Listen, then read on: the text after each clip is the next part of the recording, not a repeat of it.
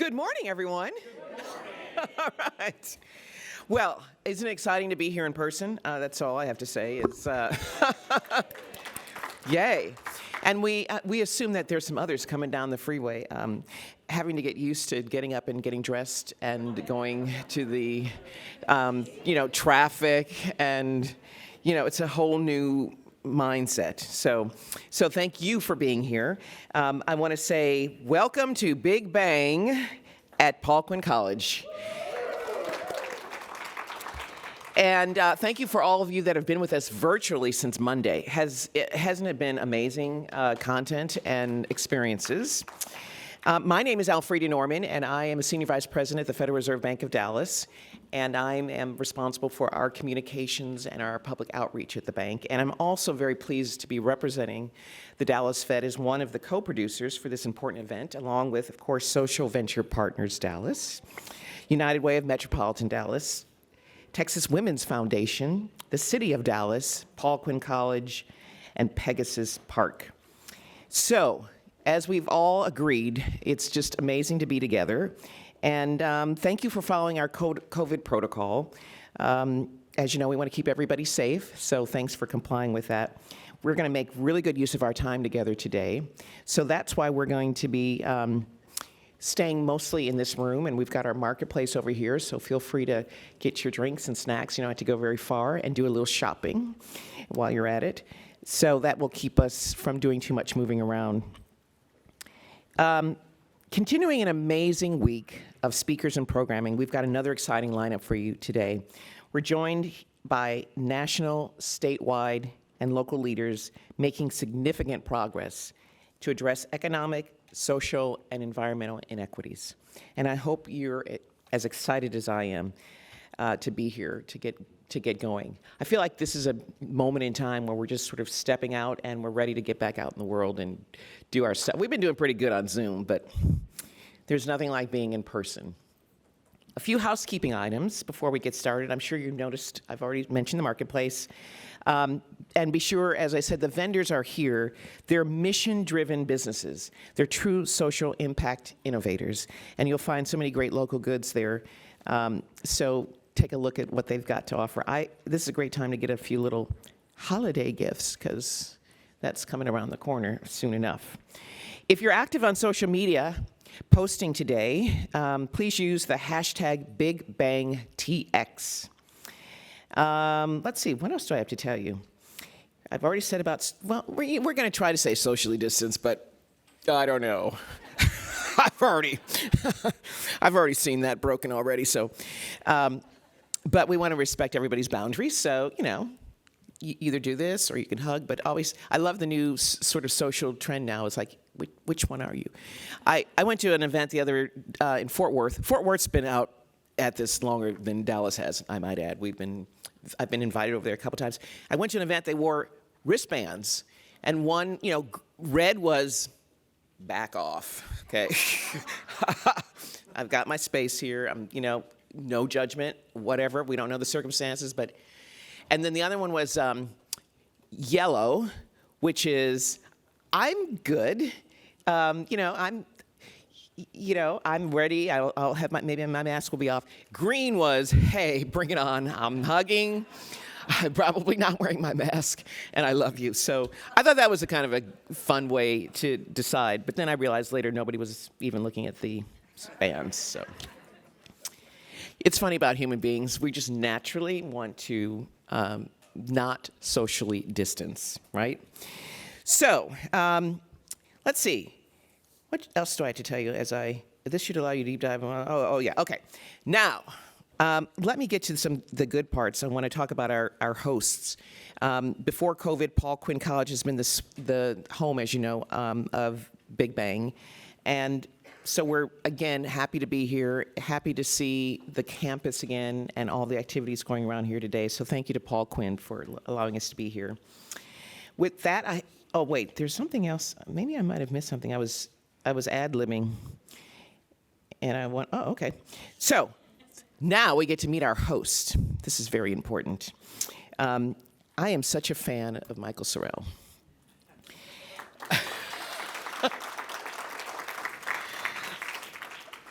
He is the longest-serving president in the school's 150-year history. That matters. Like stick-to-itiveness. There's not a lot of that these days. He's been aptly and adeptly leading this institution for 14 years. And Paul Quinn has become a national movement. Quintonites. Did I say that right? Okay. All right. You'll have to school me a little bit. Quinnites. Quinnites. Quintonites. I could see my daughter rolling her eyes like, God, Mom, can you not get anything right? A major movement in this country in the efforts to make higher education become more responsive to student and societal needs, making college and the experience here relevant in the 21st century. So let's have a warm welcome for President Sorrell.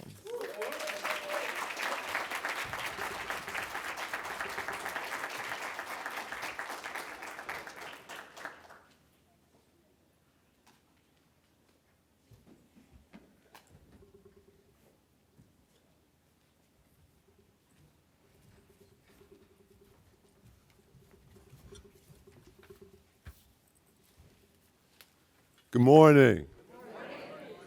That was so much better. That spared me having to remind you about your obligation in call and response land. So that was good. That was very good.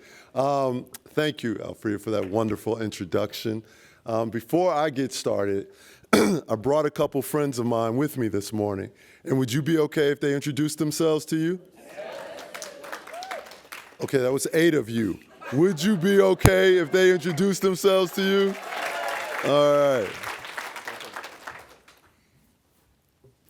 Good morning. Thank you all for being here today. Welcome to the Big Bang. My name is Leah Butler. I'm from Dallas, Texas. I'm a freshman at Paul Quinn College, and there are a couple things that I do here. I interned for President Sorrell.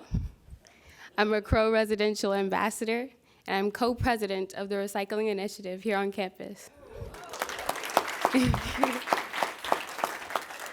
Today I was told to share my dream with you all.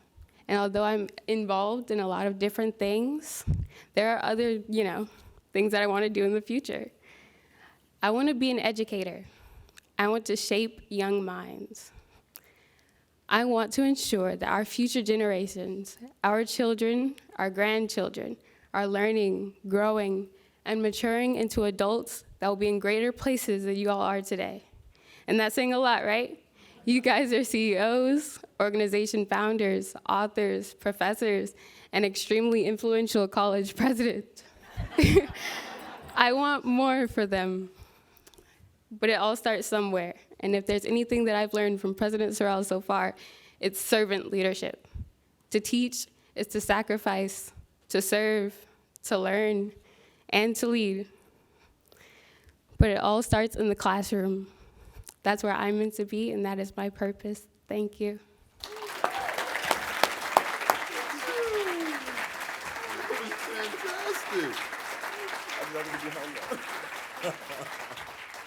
I really got to follow that.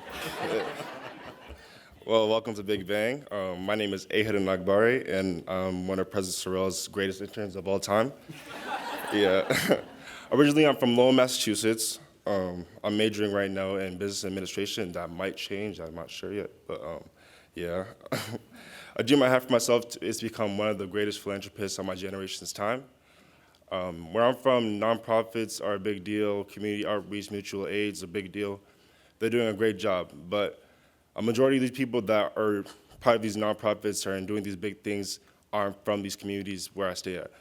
So a goal for me is to associate into my community, into my youth, and make an effort to change the world the best I can. I plan on doing that.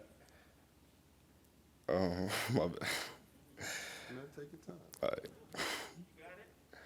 My goal is to associate into my community as I get older, and give back the best I can. And I want to be just not giving back, but also a sign of hope for people and children. And I want them to be able to say, if he could do it, so can I. So by God's grace, I hope I'm accomplishing that. So, yeah. Enjoy the rest of your conference.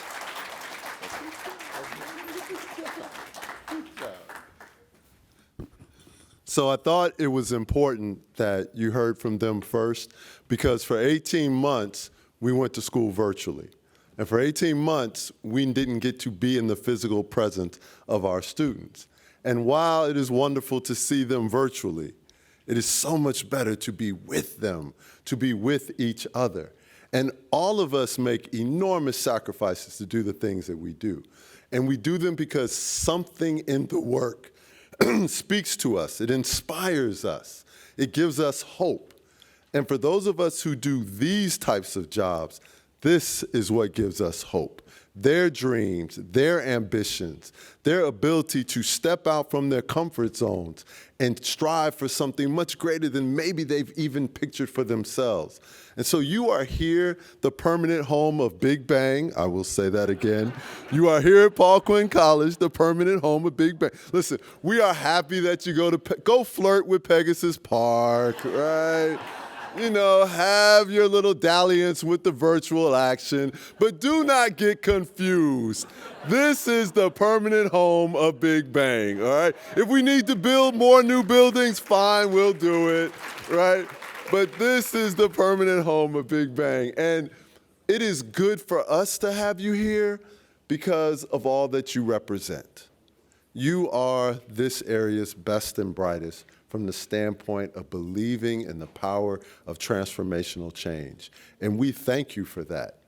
We are appreciative of that. My students are appreciative of that. So as you spend the rest of the day enjoying each other's company, please, please keep in mind that what you do matters, and it is special. Thank you to all of our wonderful funders. Thank you to all of you who just believe so deeply in the work. And thank you for being here. Now, I have to go find more scholarship money for these two because they're pretty good, right? Thank you and take care.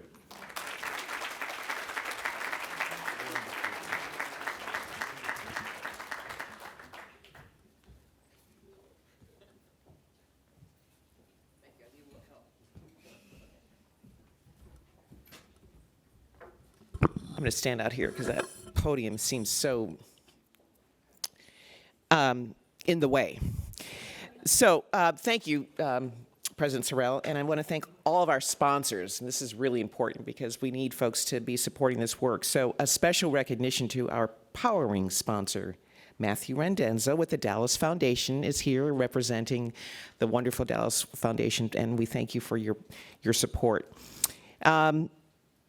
And you know, speaking of stick-to-itiveness, the Dallas Foundation is, I don't know if you know this, it's the oldest foundation, community foundation in the state. Did you all know that? And not only with Matthew's leadership, it is now the most forward-looking, I would say, and impact-driving initiative around North Texas and beyond. And that's saying a lot because I chair the CFT.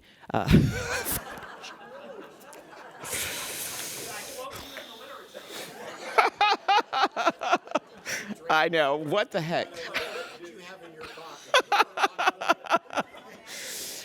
Anyway, you know, this is, I just have to tell you, this is so much better than Zoom. I cannot lie. It's just being in front of you and having your energy and presence and seeing your smiling faces is just like a shot in the arm, a good, not the vaccine, the good thing, just old-fashioned gathering together.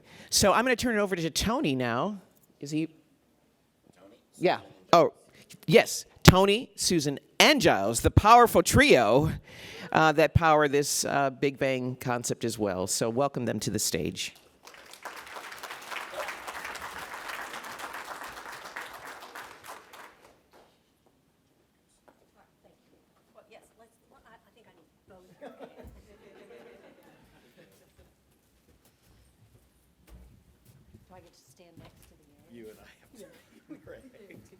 First of all, to Alfreda, thank you so much for being here with us the second year in a row. I think you're the permanent MC for Big Bang, so we are thrilled to have you.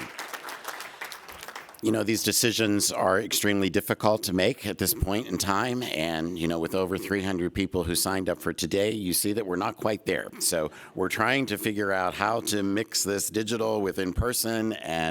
But we are thrilled with you that you are here. It is really wonderful to have you.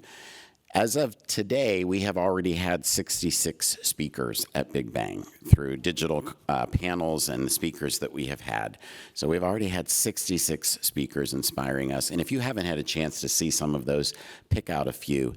They're extraordinary. Yesterday's panel that Michelle Rydell did was phenomenal. It was extraordinary. So many of the panels were so great. So try to visit some of those as well. You know, as I say often and everywhere I go, we would not be here without the support of the United Way, and particularly without Susan's advocacy. So we are so grateful to her, and I just want to ask Susan to say a few words of welcome as well. Well, I'm going to do the no podium thing, too. Thank you, Alfreda. You know, I just have to say, I don't know what it was, but it made me feel so good that Alfreda's daughter rolls her eyes at her and thinks, because you seem to me like the person who has it all going on. And just to know that you have a daughter sort of like mine made me feel really good. But thank you, Tony, and welcome, everyone. It is such an honor to get to be part of Big Bang. So thank you for allowing us to do so. You always thank us, but it is we who should thank you. So I know it's going to be a fantastic day. There are amazing speakers, amazing people, and this really is the room where it all happens. So thank you, and I will hand it back to you, to Giles. To Giles, the permanent host of Big Bang. I've heard that somewhere. Again this year, for some of you who have been here before, we have a donor who likes to remain anonymous, so I will continue that tradition. But she has been inspired, so I gave you a hint. She has been inspired by, what do you do with an idea? And Michael, any ideas? So in your bags, you should see, 3 of you will see this little egg.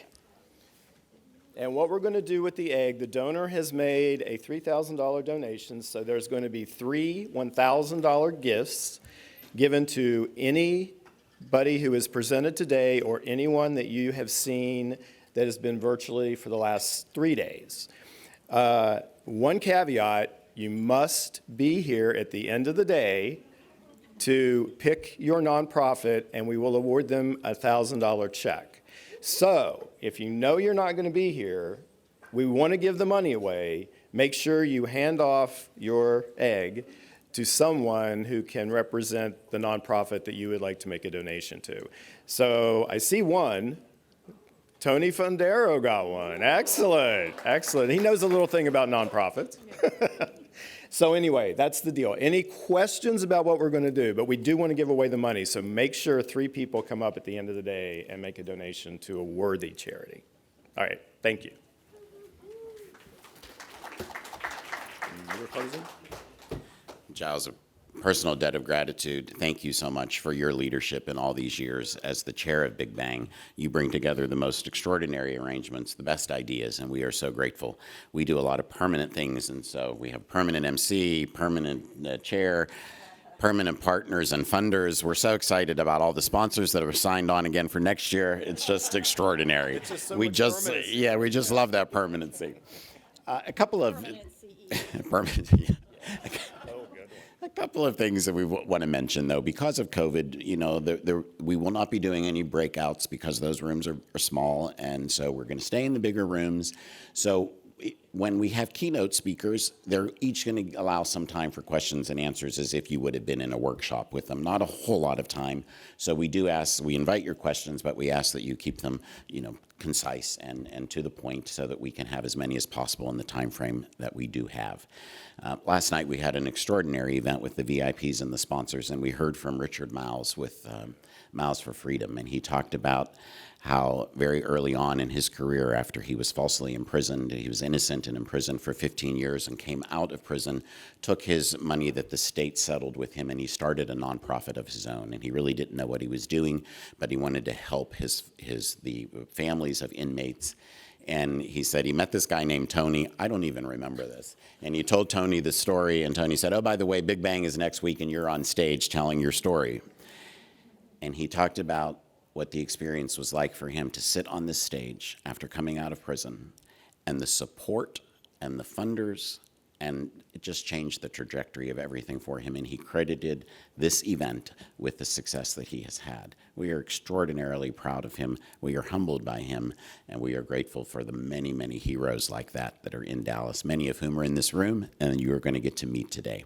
So I am going to turn it back over to Alfreda. Welcome, welcome, welcome. We are delighted to have you. Thank you.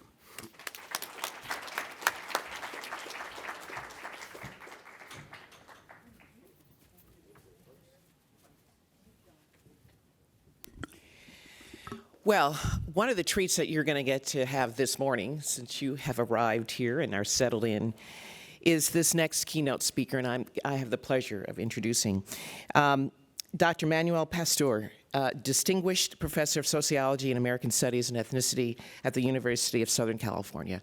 I work for the Dallas Fed, and we do a little thing here and there on research, and we try our best. And he is one of the look-to individuals that we look to think about the work that needs to be done. He's a deep thinker. He's deeply engaged in this work. And the fact that he's here in person is just, for me, this is kind of my first sort of conference, is a real treat. And we are lucky that we are here.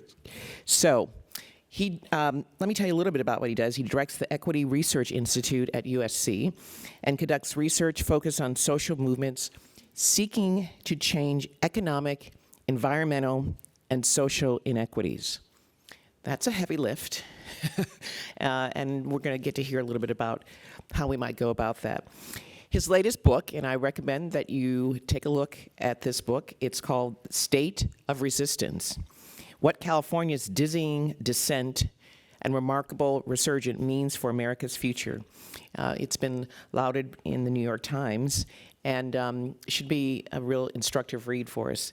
So please join me in welcoming Dr. Manuel Pastor.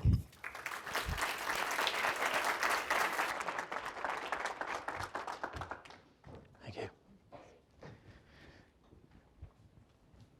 So I get to avoid the podium entirely. And glad to be with you, although I'm surprised about that introduction. You should have just said speaker number 67. Let's hope he can pull this off. So glad to be with you this morning. I'm particularly glad that this is coming now that the Dodgers are no longer going to be competing with the Astros, because there would have been a lot of tension in the room. So let me talk a little bit about what was being presented in terms of inequity in the United States and social change and where we're at right now. Let me say one thing before I get started. If while I'm speaking, my voice breaks or sort of tires out, you might think that it's because I'm emotional being at Big Bang. Plus trying to tell all my friends I'm going to Big Bang, and they're like, what is Big Bang? Is that an explosion? So it's not that, it's that I have a, and COVID was the disease that revealed our illnesses as a society. It revealed the racial wealth gap, well documented by the Fed, in the way in which Black and Latino families did not have the cushion to fall back on. It revealed gaps in the health system, reflected here in the fact that Black people nationwide died at 1.4 times the rate of white folks. And if you age adjust that, as we have in Los Angeles County, the death rates for Black Angelenos twice as high as for white Angelenos, for Latino Angelenos 3 times as high.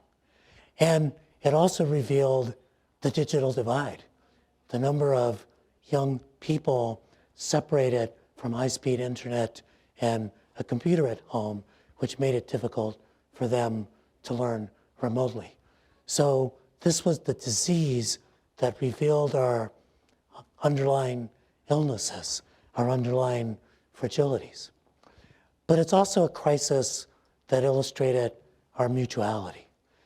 The soup kitchens and mutual aid that popped up for people to take care of one another, at least in some states, people wearing masks, to try to protect not just themselves, but others from the disease.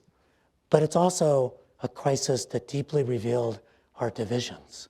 The fights around the vaccine, the fights around masking, and the fights that came up as a result of another big thing that happened in this period of time, which is that the COVID crisis also, as much as it revealed about our racial and class divisions, occurred, or in the midst of it occurred, the murder of George Floyd.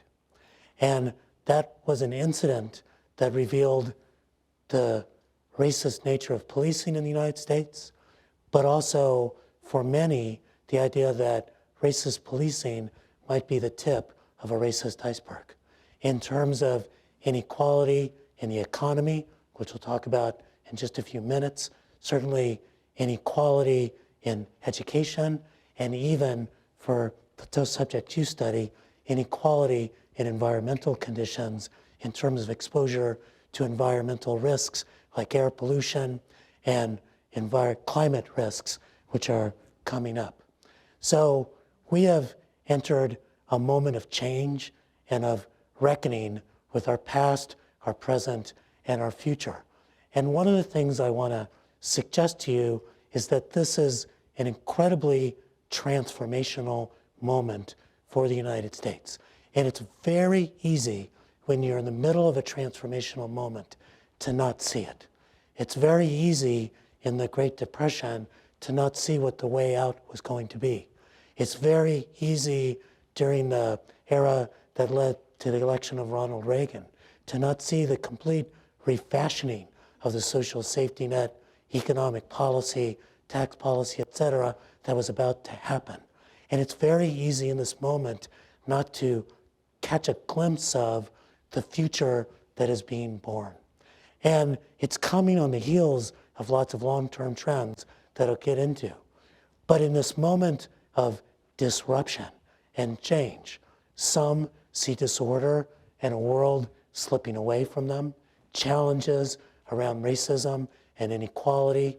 Others see a world being born, being transformed, and of great possibility. I tend to be of that optimistic sort. Someone said to me yesterday, or a couple of days ago when I was talking about things like this, that I seem always very optimistic. And I said, well, I'm the kind of person who can walk into a room that's full of manure and go, wow, there must have been a pony here. So let's look on the bright side. And I'll talk a little bit about why I see the bright side. But one thing that's very, very clear is that there is no going back. And let me just give you a really small example of that, but one that's in the business news right now. You've been hearing over and over again about the high quit rates, the labor shortages, and what the business press calls, from an employer perspective, the great resignation, workers stepping away. But who would have thought in an economy that's 3 million jobs short of where it was a year ago, that people would be going, you know what? I had an existential moment during the COVID crisis, and I realized I don't want to be paid less than $15 an hour. And I realized I don't want to be treated like shit at work. And I realized I wanted hours that are convenient to my family. And I realized that I wanted respect at work. And what we are seeing is a great rebellion and a great awakening and a great transformation. And you don't glimpse that if you think these are normal times. Gosh, we've got so many jobs. Why aren't people stepping up? They're not stepping up because they've begun to question what's the meaning of work? What is the importance of inclusion, decency, and respect? And what is the role of government? So, transformational moment. I'm going to talk now a little bit about how that's come to be. Any of you who've been in a class know that what I just did was set you up for the talk. Now I'm about to give you the talk. At the end, I'll come back for kind of an inspirational and emotional moment. And then there'll be a quiz. So the long trend that set this up, of course, are some big demographic and economic trends that are leading to this transformational moment. One, of course, is the changing demography of the country. And as many of you know, and certainly if you've been looking at the demographic changes revealed by the 2020 census in Texas, which are incredibly dramatic, is that the United States is projected to become majority people of color by the year 2043, 2044. Again, that's something that strikes some people with delight. They imagine, wow, the Korean taco trucks of LA are coming to us too. Or some people with fear. I actually remember, this happened in California some time ago. And in fact, one day in December 1999, demographers said it was the day that California had become majority minority. You know how demographers do that? They go like, the 300 millionth baby was born today. His name is Jose. He lives in South Dallas. You're like, how did you know that? Right? So I kept getting calls from reporters all day long going, we're majority minority, we're majority minority, we're majority minority. What's it mean? What's it mean? What's it mean? Tone of disease in their voice. And finally, like any good academic, I said, I don't know. But we're having a salsa party tonight in my house to celebrate. In the spirit of the new California, everyone's invited. They just need to learn a new step. And that's part of what we're doing, is going through a demographic change and learning what a new step is to lead, not just in our own communities, but to lead in each other's communities, to lead across communities, and to build community across difference. When most people see that demographic change that's going on, they tend to think, and of course, if you've been paying attention to politics, which by the way is not a great thing to pay attention to, you would think that what's driving that demographic change is immigration. But the facts are that immigration into the country has dramatically slowed well before the Trump era, that migration from Asia is outpacing migration from Latin America, and that net migration from Mexico has been negative for the last 5 years. More Mexicans returning to Mexico than coming to the United States. And again, this was a trend going on well before the last 4 years. The peak of undocumented immigrants in the United States occurred in the year 2007.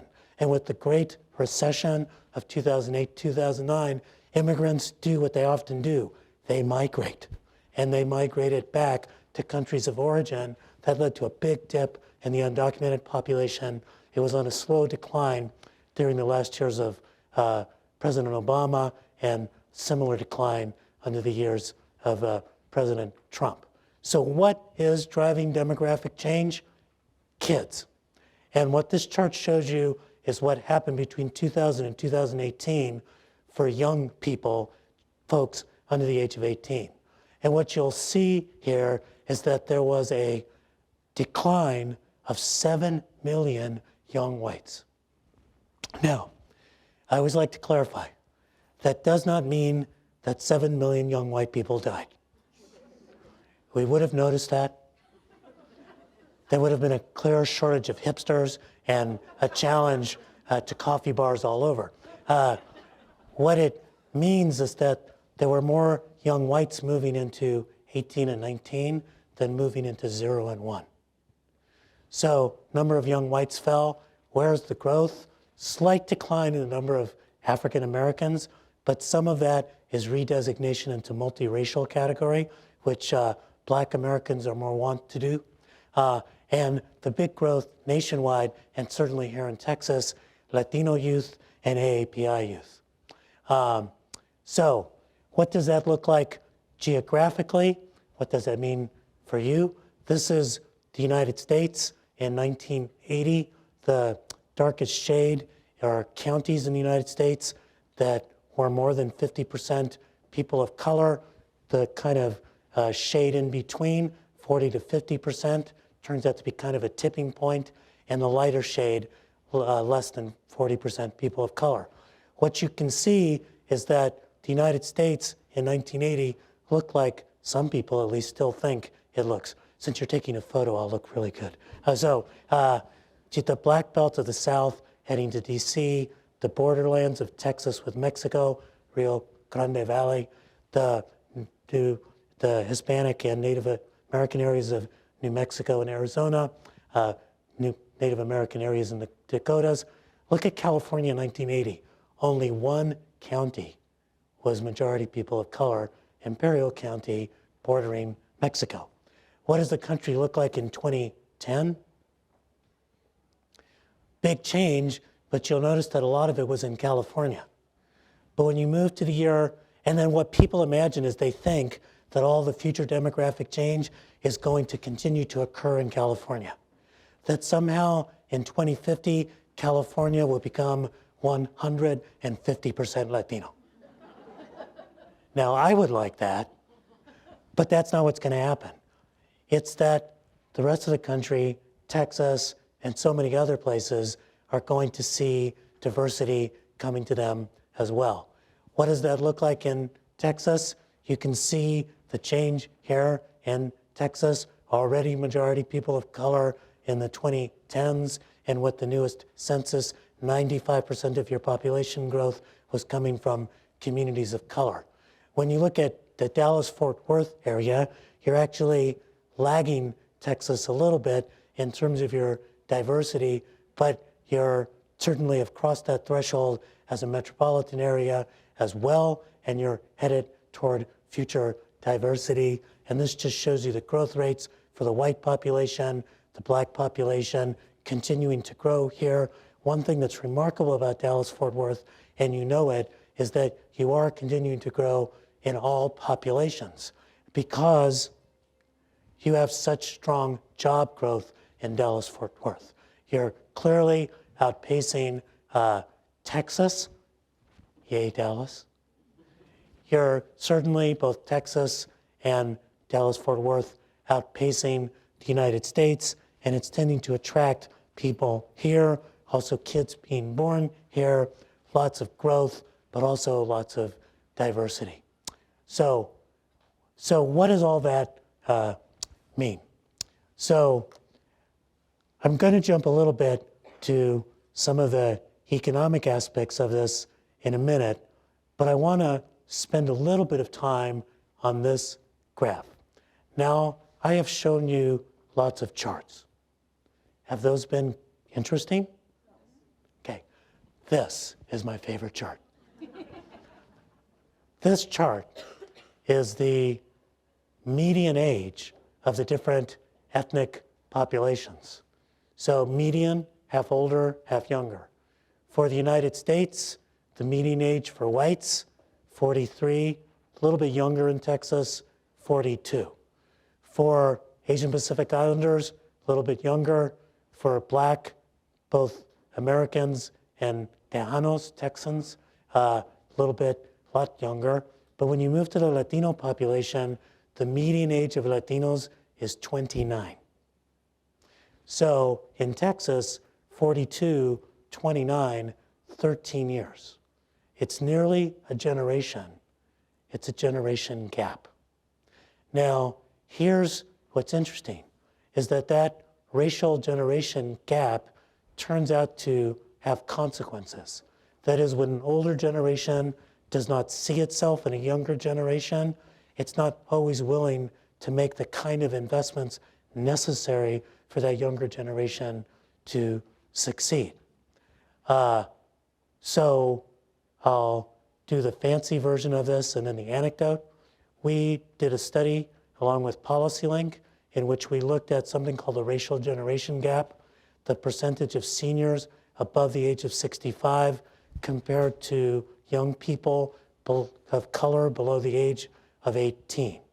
And we asked the question, does the racial generation gap affect per student spending once you control for all the other factors that also explain per student spending at a state or a county level? And we did it in a very technical way. So for those of you who took graduate statistics, it was a cross-section time series fixed effects regression. For those of you who didn't take statistics, all this means is I'm right. And what we found is that when the racial generation gap is bigger, per capita spending on education is lower.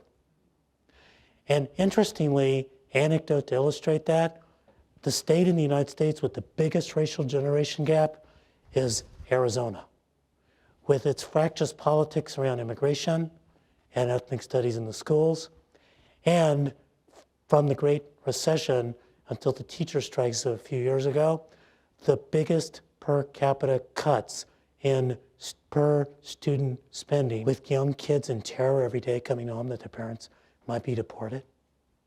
How are you concentrating on studying?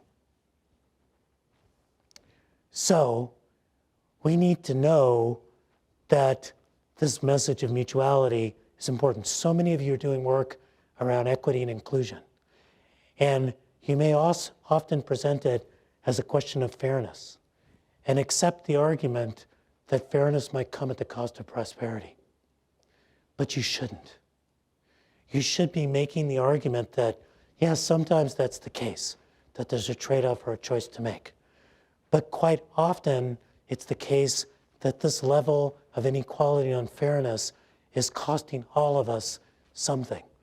In order to get there, and I'm just conscious of the time, so I'm going to jump through the last couple of slides and open up for Q&A, is that we do need to recognize that because some people do benefit from the current state of affairs, that it's going to require that we also have social movements that change the underlying calculus of power so these issues can come up. Just a very quick example. We have known for the last 25 years that raising the minimum wage does not cost jobs. David Card just got a Nobel Prize for his research in the mid-90s on this issue. Study after study after study has demonstrated that. But we didn't see the minimum wage go up until there was a fight for 15. So yes, we need research. Yes, we need philanthropy, but we also need movements. And we need movements because of something I would have mentioned on a slide before, that equity makes its way to the table, kicking and screaming and shouting. And if you want equity and inclusion to be part of the agenda, you have to expect conflict. Because people who've been left behind and kept behind will be shouting their needs, will be trying to raise their voices. And yes, we need civil conversation, but we also need to expect conflict. In fact, one thing I often say is that people keep being told to collaborate, and I agree. But I think that collaboration is not you getting together with your friends because that just means you already agree on stuff. Collaboration is principled conflict. It's getting together with people with whom you have conflicts, but with whom you may share certain goals, and you've got certain principles about how to conflict. With honesty, with integrity, and with a willingness to come back again. So let me just end. Actually, I'll do this chart because I really like this chart, and then I'll end with kind of something slightly different. I like this chart. because it's animated. I also like this chart because of the story it tells. This is something demographers call the age pyramid. And the age pyramid means lots of young people, less people are middle-aged, and then as we get older, we move on. And one of the things you're going to notice about this is that in the 1950s, the United States indeed had an age pyramid. Lots of young people, less middle-aged, medicine wasn't so good, people passed on. But you're also going to notice that as we move from that era to 2060, we're moving into an age cylinder. Less young people are going to be being born. Less immigrants are going to be filling in the middle of the labor force. And they come with as much education probably as they're going to get, and they just fill in. And thank God for modern medicine, more of us will live to be older. So what's that mean? How many of you have kids? How many of you hope your kids do at least as well as you, probably better? How many of you hope your kids do worse? Maybe just to teach them a lesson. Thank you. You better hope not just your kids, but everyone else's kids do at least 60% better than you. Because the so-called dependency ratio, the number of seniors that the workforce is going to be supporting, is going to rise by about that much in the next 20 or 30 years. So we have, yes, a moral reason for tackling equity, but we've got a self-interest and an economic reason for tackling equity as well. And one of the things we're going to need to do as we do this is to begin to understand that our fundamental problems of inequality, racial inequity, and social distance, they need to be addressed by policies, but they're also going to need to be addressed by practices and by narratives. The stories we tell each other about who we are and who we can be, and they're also going to need to be addressed by a new way of working together. Now, in doing that, it's important to remember these words that are often attributed to Martin Luther King, but actually borrowed from someone else. That the moral arc of the universe is long, but it bends toward justice. It's a wonderful quote, but it can lead you with a sense of comfort that, well, we're going to get there. What I always hope he had added was someone has to do the bending. It doesn't get there on its own.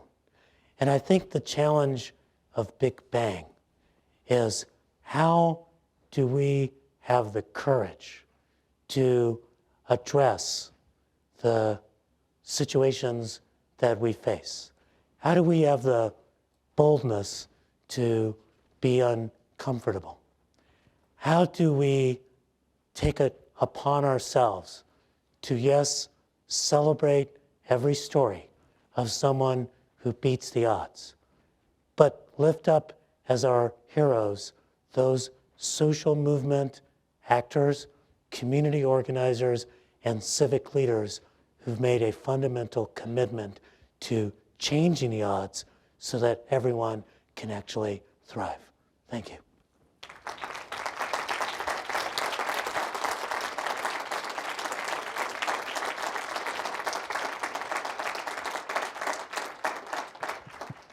And I think you want me to take a couple of questions? Yes. Dr. Pastor, would it be possible to get these wonderful charts that you put together to get an electronic copy of them? Yes, I will send a PDF after this talk. They're worth the study. And I am a Giants fan. Sorry about that. I'm feeling you, though. Way back there. And I think someone's going to bring you a mic.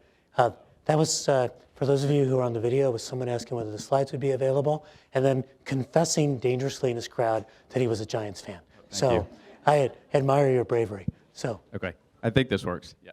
Dr. Pastor, thank you so much for your time. I'm just curious, young people are tired and frustrated, and these are problems that we've been speaking about for many, many years, I think, as we all know in this room.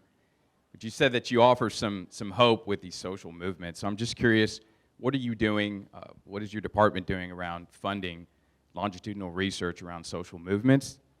And what does that look like in terms of driving change? Oh my gosh.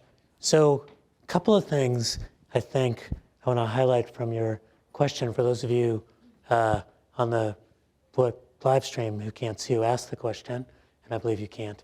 It was a young person, which is great, or at least younger than me, which gives a very wide range, actually. So, you know, one thing I think is really important, and I think a lot of us understand it. I've got a 34-year-old son and a 31-year-old daughter, but I also spend a lot of time around young folks, partly the university, but partly the community settings in which I work, is the frustration that you're lifting up. Because what young people are, I mean, we have to understand that young folks in their 20s and their 30s, they kind of came into the labor market or glimpsed the labor market during the Great Recession. And if you enter the labor market during a period like that, your wage trajectory is flatter for the rest of your life. That's what research shows. They're entering, and that was also a recession, did not convince you that big business knew what they were doing, right? Since big finance managed to run the economy into the ground, not something that's actually bound to stir your faith in capitalism. At the same time, they're growing up in a world in which housing prices are increasingly out of reach. They lived through, don't want to be too political, but 4 years of a Trump administration which offended almost every single value young people hold, because they are much more likely to put positive value on diversity and inclusion of people of color, LGBTQ, trans folks, et cetera. And they just saw a COVID crisis completely mismanaged with incredible death and suffering, and are being asked to inherit a climate crisis that those of us who are older think, well, I might last. Let me just put the air conditioning up for the next 20 years.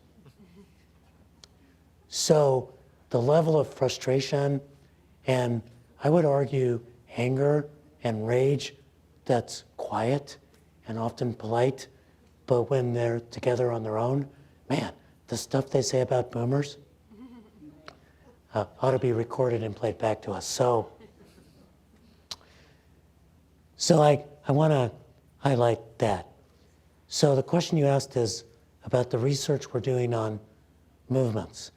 And we've actually been doing a lot of research on social movements in the last decade and spent a lot of time, and I would encourage you all to think about this as well.